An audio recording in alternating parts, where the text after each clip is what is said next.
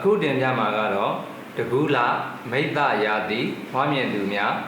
မိတ္တလက်ဇာတာရှင်များရဲ့2025ခုနှစ်ဇွန်လရဲ့ကံကြမ္မာဟောကိန်းများဖြစ်ပါတယ်2025ခုနှစ်ဇွန်လရဲ့ကောဇာဇာတာခွင်ရှိဂျိုမြယက်တီမှုများအရာမိတ္တလက်ဇာတာရှင်များမှာတနင်္ဂနွေဂျိုဟာငါးရတခင်ဖြစ်ပြီးတော့မှသုံးနှံဘာဝမှာယက်တာဖြစ်တဲ့အတွက်ပညာရေးကိစ္စတွေမှာကံကောင်းတတ်ပါတယ်မိမိကကြိုးစားမယ်ဆိုရင်ကြိုးစားသလိုအကျိုးခံစားရမှုတွေရှိတတ်ပါတယ်ကြိုးစားသလောက်ခရီးရောက်တတ်ပါတယ်မောင်နှမအချင်းချင်းလည်းပဲအများအားဖြင့်အဆင်ပြေမှုတွေရှိနေတတ်ပါတယ်မိမိကိုယ်တိုင်ကလည်းပဲဘယ်ကိစ္စပဲဖြစ်ဖြစ်တတ္တိရှိနဲ့လုပ်တဲ့အကိစ္စမှန်သမျှအောင်မြင်မှုတွေတိုးတက်မှုတွေကိုရရှိလာတတ်ပါတယ်အင်္ဂါဂျိုကတော့မိတ္တလက်ဇာတာရှင်များအနေနဲ့ကတရန်းနဲ့ရှစ်တတ်တခင်ဖြစ်ပြီးတော့မှငါးတန်းဘာဝမှာယက်တာဖြစ်တဲ့အတွက်သာသမီကိစ္စတွေမှာအဆင်ပြေတတ်ပါတယ်အဲ့တော့သာသမီရဲ့စာမွေးကိစ္စတွေကလည်းပဲအောင်မြင်မှုတွေရရှိတတ်ပါတယ်အဲ့တော့ဝမ်းပိုင်းနဲ့ပတ်သက်တဲ့ကိစ္စတွေအစာရင်ကိစ္စတွေမှာတော့ယောဂဖြစ်တတ်ပါတယ်အစာရင်နဲ့ပတ်သက်တဲ့ယောဂတွေခံစားရတတ်ပါတယ်တပည့်တွေလက်အောင်ငယ်သားတွေနဲ့ပတ်သက်ပြီးတော့လည်းပဲအကူအညီကောင်းတွေရရှိတတ်ပါတယ်မိမိကိုအကျိုးပြုတတ်ပါတယ်အဆင်ပြေပြေနဲ့ဒီလောက်ကဆောင်ရွက်မှုတွေရှိတတ်ပါတယ်အဲ့ဒီအင်္ဂါကျိုးဟာတရတခင်အနေနဲ့ငါးရမှာယက်တာဖြစ်တဲ့အတွက်ကိုယ်တိုင်ကတွေးခေါ်ကြံစပြီးတော့မှလောက်ကဆောင်ရွက်တဲ့ကိစ္စတွေပညာနဲ့ပတ်သက်ပြီးတော့လောက်ကတဲ့ကိစ္စတွေမှာအောင်မြင်မှုတွေတိုးတက်မှုတွေကိုရရှိတတ်ပါတယ်အဲ့တော့ရှစ်တန်းတခင်အနေနဲ့ငါးရမှာယက်တာကတော့အလေးဝက်ပညာရက်တွေအဲ့တော့အများမသိသေးတဲ့ပညာရက်တွေကိုမိမိကအလေးဝက်ပြီးတော့ကြံစီပြီးတော့လောက်ကတတ်ပါတယ်အဲ့တော့ထူးခြားတဲ့ပညာရက်တွေတိမ်မြုပ်နေတဲ့ပညာရက်တွေကိုဖော်ထုတ်ပြီးတော့မှဆောင်ရွက်ရတတ်ပါတယ်ဗုဒ္ဓဟူးဂျိုကတော့မိတ္တလက်ဇာတာရှင်များအနေနဲ့ကသုံးနှံနဲ့6တတ်တခင်ဖြစ်ပြီးတော့မှသုံးနှံဘာဝကတဲ့အိမ်မှာယက်တာဖြစ်တဲ့အတွက်ပညာရေးကိစ္စတွေမှာလည်းပဲကံကောင်းတတ်ပါတယ်ဝရိယကောင်းနေတတ်ပါတယ်ဝရိယနဲ့လုပ်တဲ့ကိစ္စမှန်သမျှလည်းပဲအကျိုးရှိတတ်ပါတယ်ဝရိယရှိတတ္တိရှိနဲ့လုပ်တဲ့အလုပ်ကြောင့်ငွေကြေးဥစ္စာတွေအဆင်ပြေမှုတွေများတတ်ပါတယ်အဲ့တော့ဒီအချိန်မှာစကားဒီအပြော့ထက်အလုပ်ကိုတက်တည်ပြတာကပို့ပြီးတော့ခီးရောက်တတ်ပါတယ်များမပြောဘဲနဲ့နည်းနည်းပြောပြီးများလှုပ်တာကပို့ပြီးတော့အောင်မြင်မှုတွေကိုရရှိတတ်ပါတယ်အဲ့တော့ဘာသာရေးကိစ္စတွေလုပ်မယ်တရားဓမ္မတွေကျင့်ကြံမယ်ဆိုရင်လည်းပဲတရားဓုတရားမြတ်တွေအတိတုတွေရရှိတတ်ပါတယ်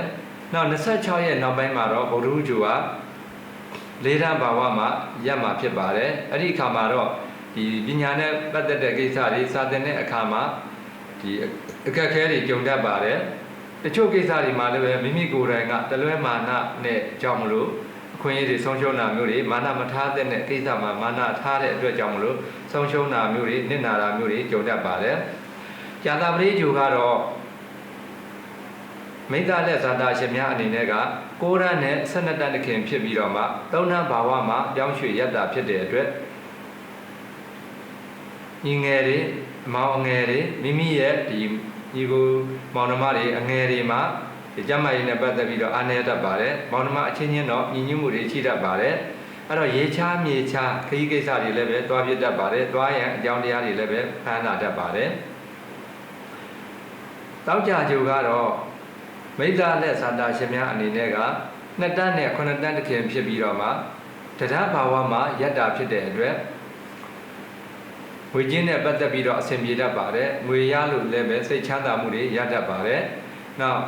ဒီတောက်ကြဆိုတာကစိတ်ခံပစ္စည်းတွေအလှပပစ္စည်းတွေအမျိုးသမီးနဲ့ပတ်သက်တဲ့ပစ္စည်းတွေစသဖြင့်ရရှိတတ်ပါတယ်ဒါကြောင့်မလို့